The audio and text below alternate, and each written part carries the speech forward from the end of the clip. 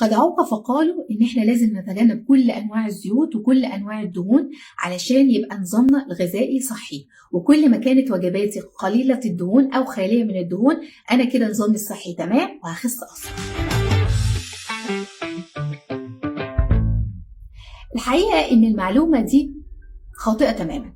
أنا جسمي محتاج دهون ونظامي الغذائي اليومي محتاج دهون، لأن الخلايا بتاعتي محتاجة في تكوينها وإعادة النمو بتاعها دهون، إن المخ بتاعي عشان يشتغل كويس محتاج دهون، الذاكرة عندي عشان تبقى حديد محتاجة دهون. بس الفكرة أنهي دهون؟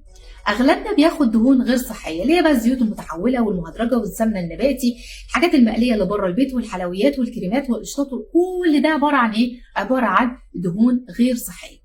لكن الدهون الصحيه اللي انا بتكلم عليها اللي انا جسمي عايزها زي ايه؟ زي عندي زيت الزيتون، زي زيت بذر الكتان اللي هو الزيت الحار بتاع زمان.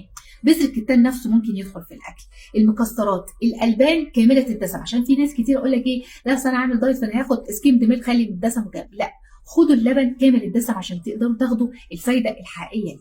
فبالتالي انا محتاجه ان انا ادخل على قد ما اقدر الزيوت الصحيه في النظام الغذائي بتاعي، وابعد تماما عن الزيوت او الدهون الغير صحيه من النظام الاكلي بتاعي. يبقى انا كده فعلا النظام بتاعي 10 على 10.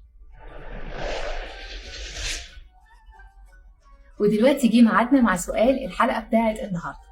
قولوا لي على مصدر واحد للدهون الصحيه اللي المفروض النظام الغذائي يتضمنها يوميا.